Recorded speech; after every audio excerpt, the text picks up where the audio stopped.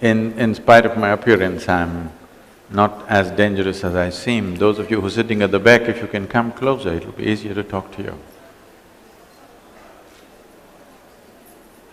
Those of you who are sitting in the last rows, if you can come a little closer, it's much easier to talk to you.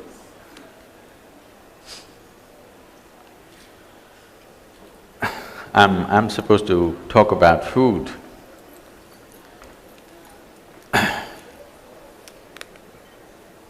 When we say food, we are talking about the material with which we build this body.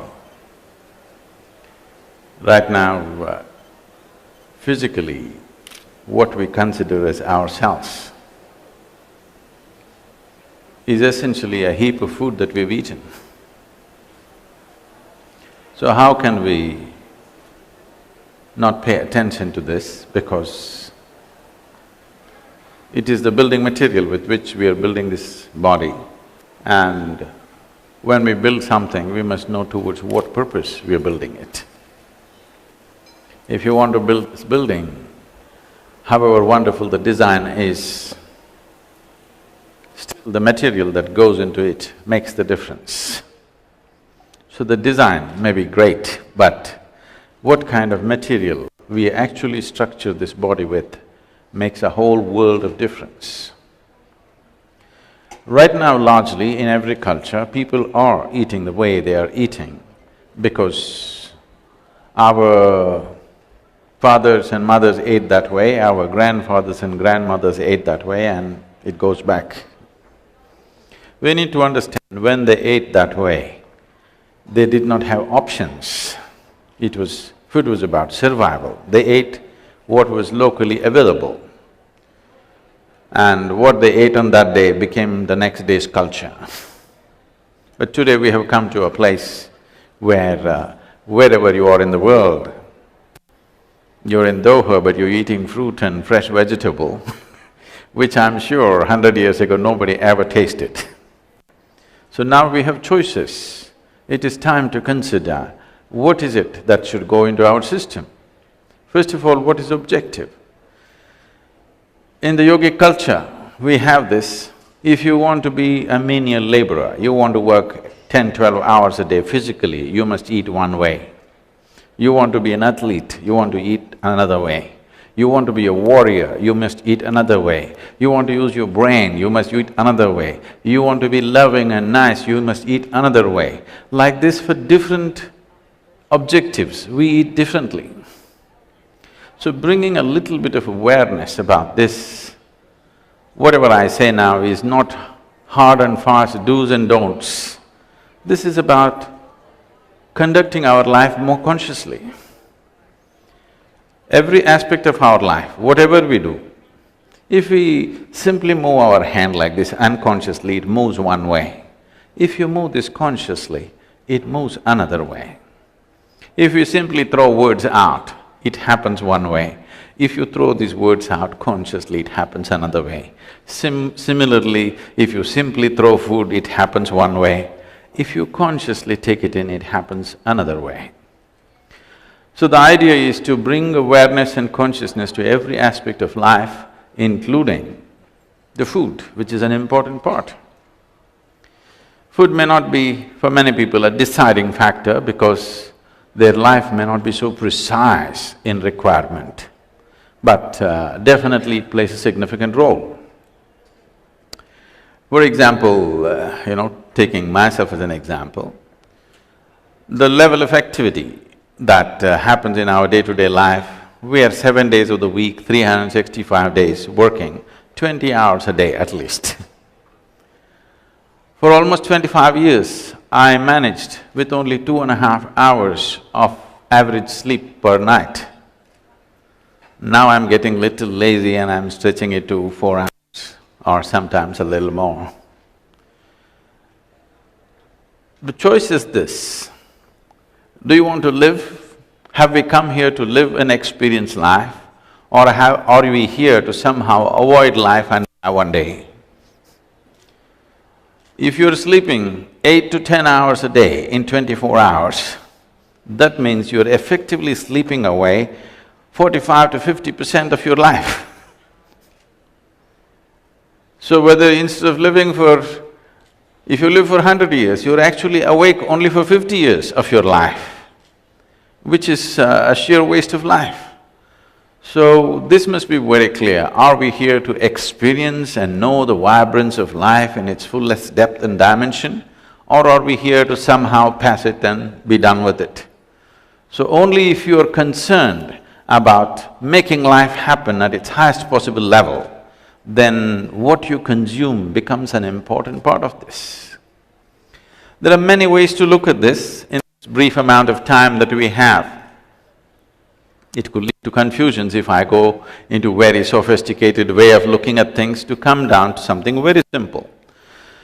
If you look at any machine, when I say a machine, we have seen… all of you are deeply engrossed in your cell phones, I'm seeing. Whether you take a cell phone as a simple machine, it's not simple for you. Or you take a car or a computer, whatever, all of it needs some kind of energy to perform. Let's take a car as an example.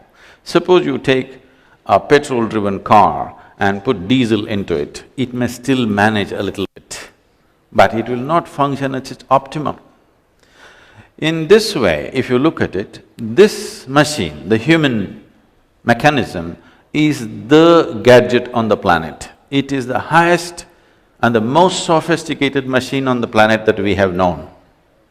Any number of machines are there, but nothing comparable to this one. This is the most sophisticated machine. We're still not able to figure out a single molecule of DNA as to how it functions. With all our brain, we still can't figure it. That's how complex and sophisticated it is. When you have such a machine, how you conduct it becomes very, very important. It is so subtle, the very way you sit and stand affects the way it functions. Shall we do a little experiment with you? Hello?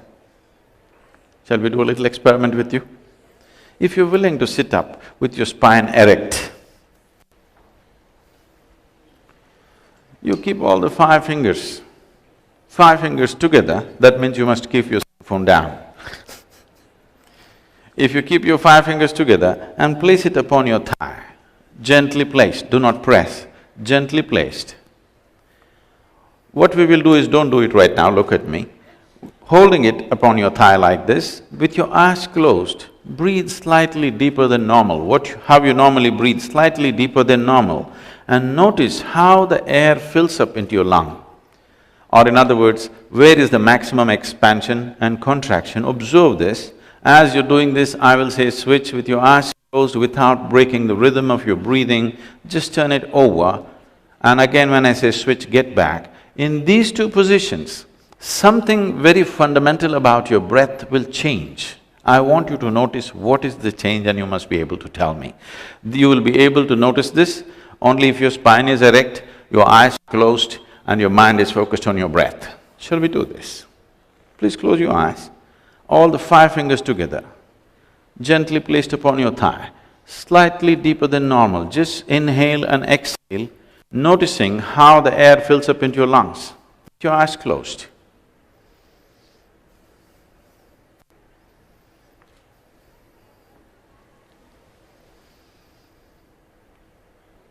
Switch, turn your hands over.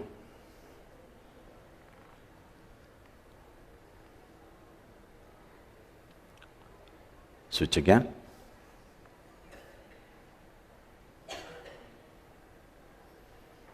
Please open your eyes. Do you notice some change between the two? Can you tell me what's the change?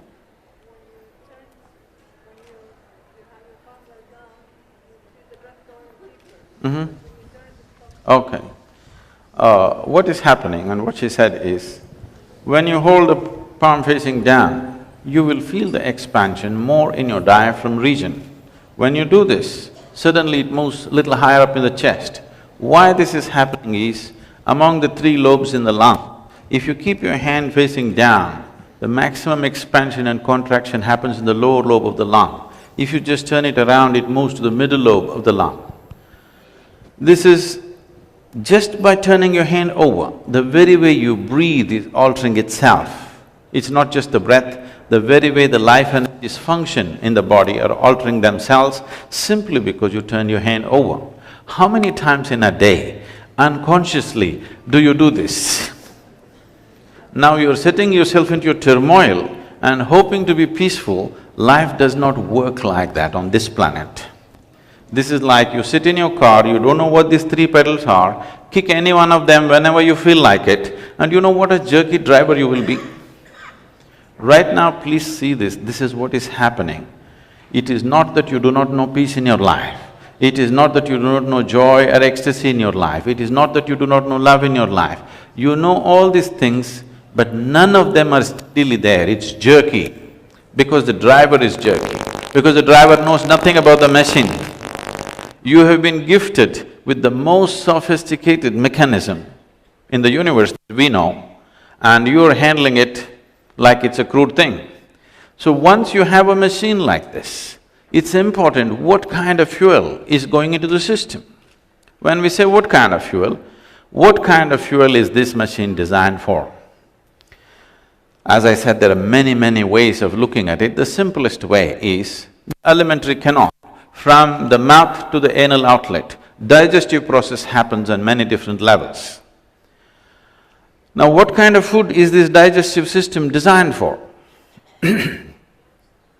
If you look at the animal kingdom, largely in the world, there are carnivores and herbivores. Animals which eat vegetable material and those which eat meat. Between these two, carnivores and herbivores, there is a significant difference in the way their bodies are constructed and particularly their alimentary canal, which is the digestive process. One basic thing is, to start with, if you look at all the herbivorous animals, they have incisors in the front, cutting teeth, and molars at the back, which are grinding teeth.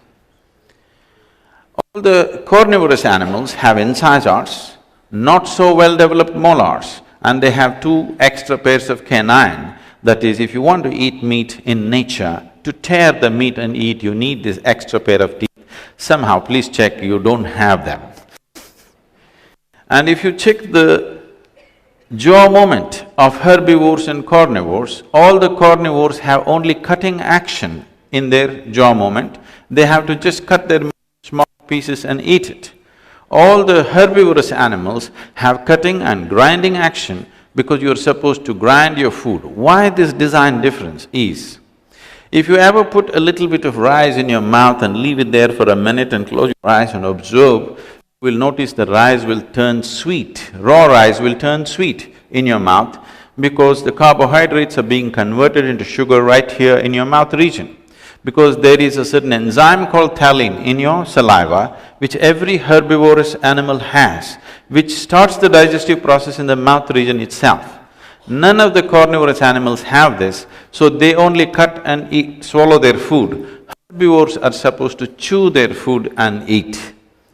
If you go a little further, the length of the alimentary canal, if you look at it, in all the carnivorous animals, it's only 3 times the length. In all the herbivorous animals, the length of the alimentary canal is approximately 5 to 6 times the length of your body. Do you know what is the length of this pipe running through your body? No, there are doctors. I'm sorry? It is anywhere between 24 to 30 feet, which is approximately 5 to 6 times the length of your body.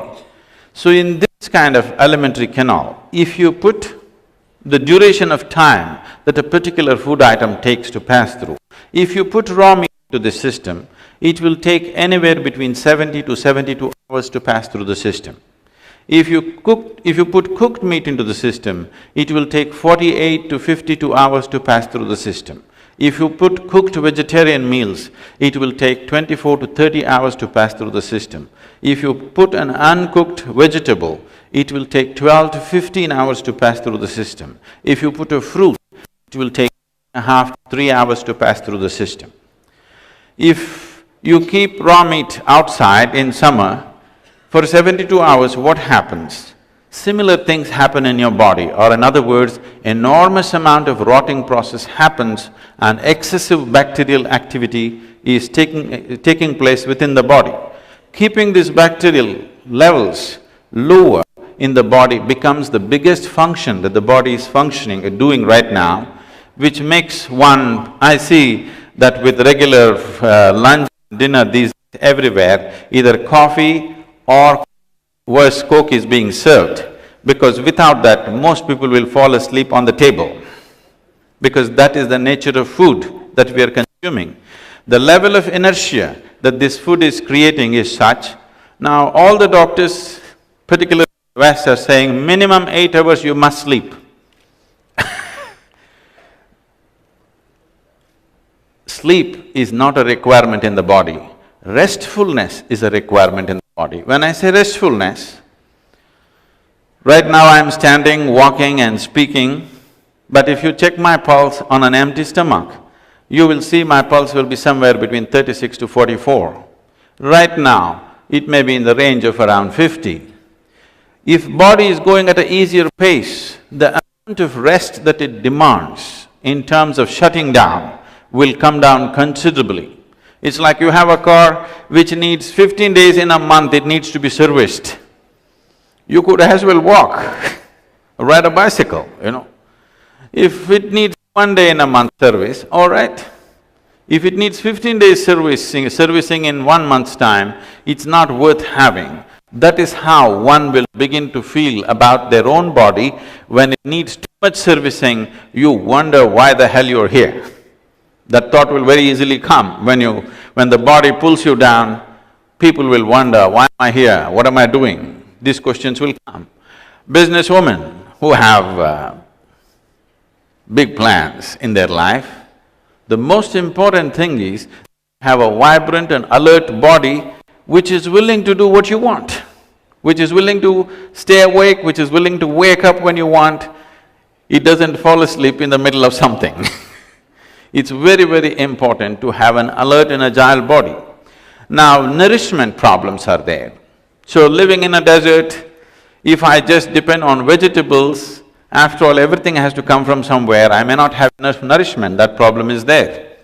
So if nourishment is a problem, if we have to eat some kind of non-vegetarian, the best way to eat it is what is furthest away from us in the evolutionary scale, we must eat that. The closer they are to us, the more information to process. When I say more information to process, right now, you need to understand this, that your body is forming itself, the way it is forming itself, only because of a certain level of memory and information that it carries. When I say memory and information, people think memory and information is in their mind. No, what your mind carries is a minuscule. A body carries 1 trillion times more memory than you can imagine. For example, Michelle, do you remember your great-great-great-great-grandmother, how she looked? No. You don't remember how your great-great-great-great-grandmother looked, but her nose is sitting on your face right now, because your body remembers. Your body remembers how your forefathers were 1,000,000 years ago. It is not forgotten. You might have forgotten, but your body remembers. There's a phenomenal amount of memory in every cell in this body. And similarly, the more evolved a particular creature is, the more complex it has become, the more difficult it is for the system to absorb and make it a part of itself. So suppose you eat an animal which has emotions. The moment you consume an animal with emotions, the complexity of information in that animal is such that it will not integrate easily into our system. If you eat an animal which does not have so much thought and emotion, its ability to retain its own structure is very minimal and it integrates itself into our body as a part of ourselves very easily. So when we consume something, this is the fundamental criteria, that we want to eat something which is a simple life. Without consuming some life, you cannot exist here. Whether it's a plant, vegetable, fruit, animal, everything is life. Now the idea is to consume a simpler life, which has less capability of thought and emotion, the more capability it has, your ability to integrate that will become less, or in other words, the nature of that animal will start manifesting within ourselves in some ways. It is not that if you eat a camel, you will become a camel tomorrow morning. But over a period of time, a little camalistic trends can come. So, unless when somebody is extraordinarily physically active, they are able to manage this to some extent. As physical activity comes down, how consciously you eat makes a world of difference. A human being need not be serviced for 8 hours a day. If only if he or she eats properly, the kind of food substance which easily integrates into the system, the kind of food substance that will not create inertia, but it will create dynamism, the kind of food substance which will not need to stay in the body for long periods of time, something that passes through the system quickly. Carnivorous animals have a short alimentary canal because meat passes through the system slowly. Herbivores have a long alimentary canal because vegetable matter passes through the system very quickly. And we have a long alimentary canal, and the purpose of a long alimentary canal is a more complex process is possible. When a more complex process is possible, what it means is the quality and the nature of the food in some way impacts us in character, in the way we are, in the way we think, emote and behave within ourselves and around us. So how consciously we consume food and how conscious we are as to how food behaves within us. If you're conscious enough, if something appears in front of you, you will simply know whether to eat it or not eat it. If that kind of awareness is not there, one has to have function by information as to different foods, how they behave and they do not behave. I was speaking to a medical group in United States, and I told them, the way America is eating right now, if you change the way you're eating, you can bring down 60% of the incidence of cancer in this country, simply if you change the way you're eating. Because you're eating food which is on an average about 45 days old. In the yogic culture, if anything is cooked, within 1.5 hours you must consume it. From the stove, straight to the plate, always. I'm sure in this culture also it was like that till recently.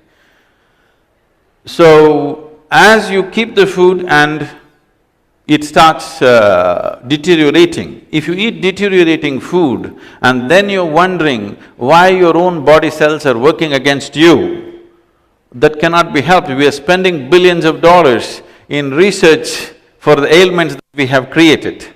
We need to understand this. Every human cell, every cell in this body is essentially programmed for health. But right now, 70% of the ailments on the planet are chronic, or in other words, they're self-created. There are infectious diseases which are an invasion from another organism that has to be dealt with medicine. All the chronic ailments, whatever it is manufactured from within. Why would our own body manufacture ailment for us? Simply because without understanding the fundamentals of how it functions, and one important part of it is what we consume and how we consume. If we change this one aspect as to what we're consuming and how we consume it, health could be a natural process for most people. I would say 60 to 70% of the population will never get into health if only there's a little more conscious way of eating on this planet. If you have questions, please.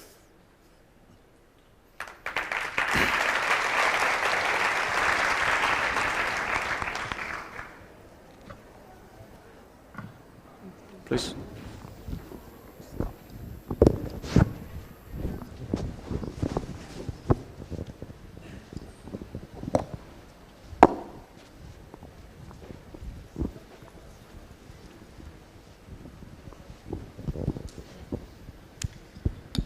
Hello, thank you for a very inspirational speech. I have two problems, chocolate and cigarettes. And I know I need to stop them, but what is your advice for me to have more self-control? Thank you. A cigarette is not a foodstuff, I will leave it alone. About chocolates, it happened one day on the Florida beach. A man was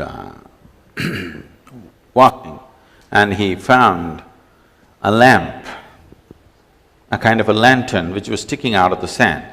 He took it out and just to check what it is, took his shirt and just wiped it, and lo, a genie arrived.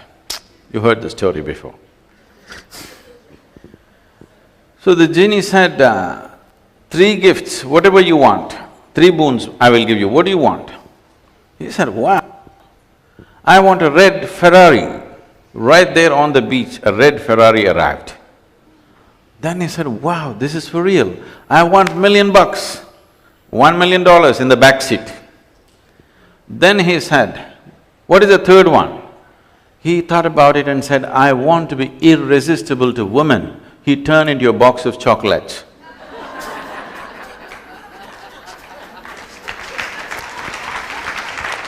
So, when it's something so precious in a women's conference, I won't put chocolate. Chocolate is a very positive thing. The problem with chocolate is you're eating with sugar, okay? If you just eat chocolate, it's a very wonderful thing to eat.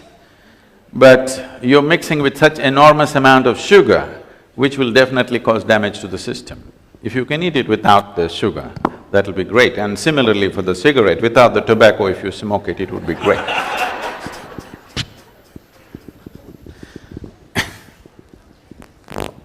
I'm sorry? That's why I said chocolate is great, it's the sugar which is the problem. That's up to you. See, we have gotten used to like a cigarette or coffee or whatever, these are nervous stimulants. If you consume a nervous stimulant, it'll pep you up for a certain amount of time and then dump you. So you consume, let's say next 2 years, you consume coffee every day in the morning. One day, if there is no coffee, you will freak, you will get headache, you will get all kinds of problems because you are used to the nervous stimulant now. If you use any kind of stimulant or intoxicant upon your nervous system, your ability to perceive will go down. When I say your ability to perceive, see, if I stand here with my eyes closed, if somebody enters this hall, with my eyes closed, I will tell you what kind of person has entered this hall. Oh, is this some yoga? No, even your dog can do it, isn't it? Yes or no? Your dog is sitting under the sofa, somebody at the door, he knows who has come, yes or no? Does he know or not? He knows. Now, when a dog can know, why is it that you cannot know? Simply because we have dulled our nervous system in so many different ways. First of all, living in urban centers, our nervous system is dulled by excessive input, the type of food that we eat, stimulants, intoxicants, all these things. If you dull your nervous system, the statement that you're making to life is, I want to dodge life, I want to avoid life, I don't want to experience life. So if that is the thing, if we cut a nerve in your spine, you will not experience anything. Shall we do that? You're trying to do it slowly, I'm talking about doing it more efficiently. Is that what you want to do to yourself? Because only if your nervous system is at its highest level of relaxation and alertness, only then you will know life in its entirety. Otherwise, simply what somebody has told you and taught you, that's all you will know. You will not perceive life the way it is. So, whether you're consuming coffee, cigarette, this, that, if by choice somewhere you're doing something, that's up to you, I don't want to get into those aspects of your life. But if it's compulsively happening in your life, it's time you do something. Things that we created should not rule our lives, isn't it? If you're doing everything by choice, consciously, it's up to you. If they are compelling you to do certain things, it's time you worked on it, it's time you did something about it. Please.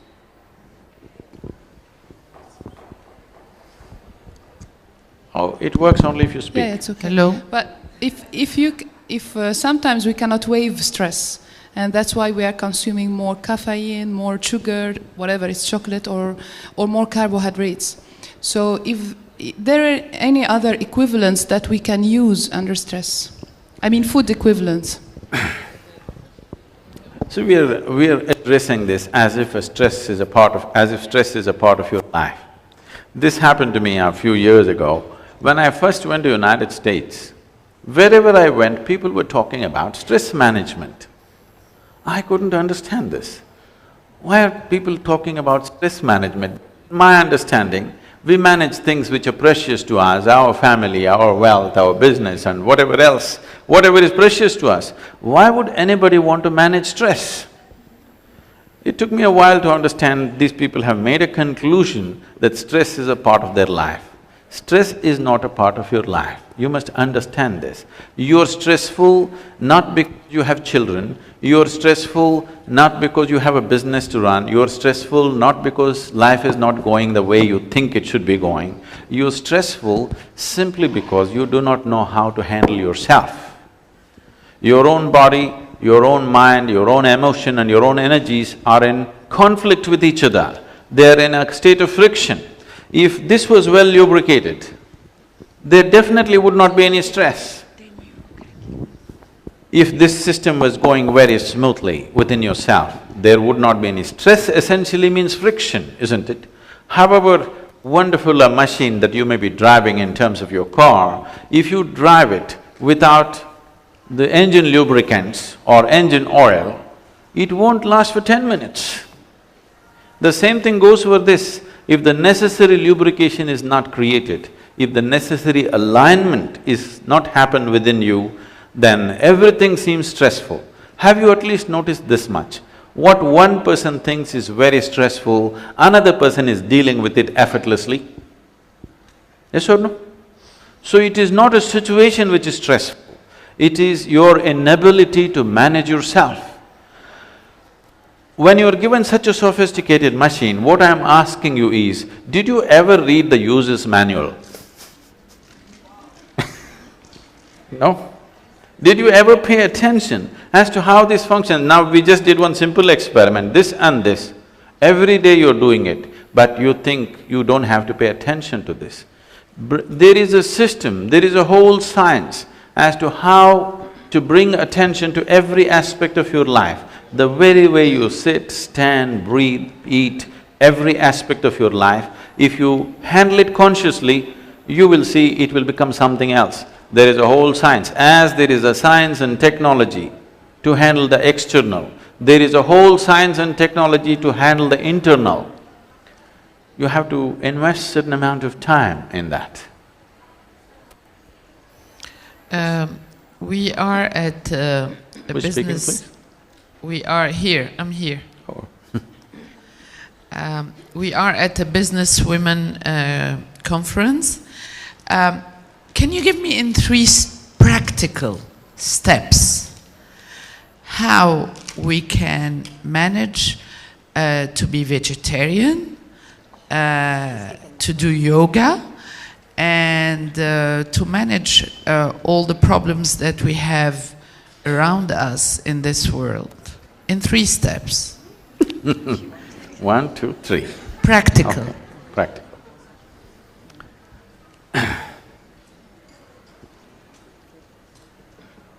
If you just had a hammer and an anvil, which is the most basic tool, 1, 2, 3, I could teach you in 3 steps. But you have a very complex, sophisticated machine which is capable of incredible things. When you have such a machine, I would say, let's pay a little more attention to it, if we want a good yield out of it. If it was a very simplistic thing, we could have done it in a very simplistic way. But anyway, right now we have only time for 3 steps. One thing you could do is, we could have offered it to you right here, otherwise this is offered free to millions and millions of people across the world. It's a simple process of meditation, which takes 12 minutes. You can go on the net and with a guided voice, you can practice this. It is a technology for well-being. It is not a philosophy, it is not an ideology, it is not a religion, it is not a belief system, it's just a technology for inner well-being. 12 minutes you invest on this. In your diet, make 40% of your diet into fruit and vegetable which is fresh and alive, live cells, not dead ones. Bring 40% into your daily life, whichever way it's convenient for you. It is best if it's brought as one single meal, as dinner or something. But if that's not possible, just add it somehow, whichever way. But if it comes as a separate meal, it's most effective. And simple yoga cannot be taught like this because the simplest of yoga involves phenomenal amount of geometry. Today, yoga is being taught as a fitness mechanism, like they teach aerobics, they're teaching yoga.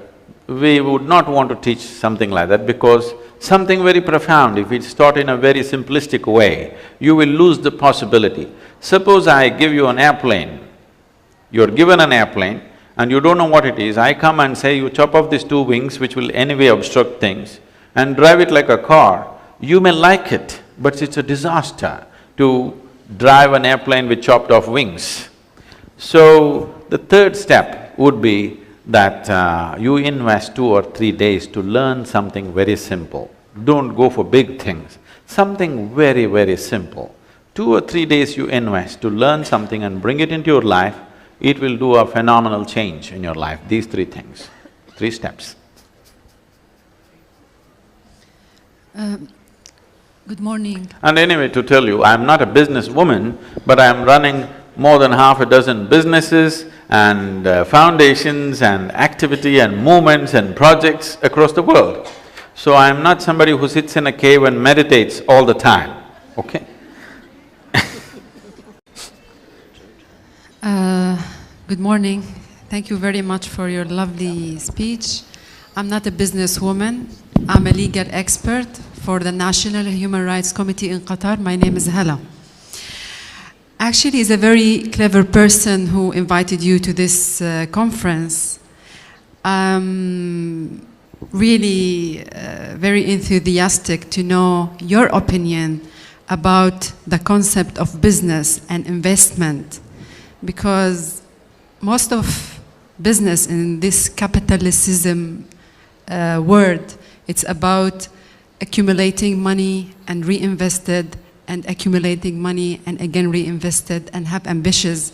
You have said those women who have a very big plans, I can feel that it has been sarcastic with your compassion with people who have running after big achievements and big plans.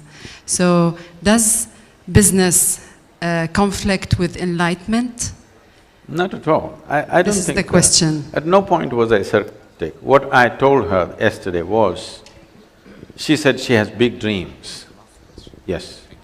If you have big dreams, the bigger, they're better. And if they're very big, you must understand, you will never get to make it happen in a short span of lifespan that a human being has. If your dream is really big. If your dream is so big, if you take one step in that direction, it's a success. Other people may think otherwise, it doesn't matter, but because you have such a large, big, huge dream in your mind, what you do may not manifest today, but you have taken the right step and set into motion a possibility which will happen over a period of time. That was not said in sarcasm, that was said because she was feeling depressed, the things that she wants are not happening. I said, the bigger your dream is, the more it will not be fulfilled, but it's okay. But we have taken a few steps in the direction and that's what makes it happen. Now for us here, as a business conference here, what we need to understand is, there was a time a few hundred years ago when the religious leadership had the maximum influence on the societies in the world. In the last after that, military machines built themselves big and military leaders became the most influential leaders. In the last 100 years, democratically elected leaders have become the most influencing factor on the planet. But in the next 10 to 25 years, you will see that business leaders, economic leaders will be the biggest influence on the planet. But economic or business leaders have come with a tag around their neck, as you were mentioning, that they are vested interests, they're only interested in their profit. So it is a time in history that business leaders have to move from a simple ambition of personal profit to a larger vision of well-being, because such a responsibility is coming their way if they don't want to fail in this responsibility. It's time that business leaders move from simple ambitions that one has to a larger vision of transformation and well-being. Thank you very much.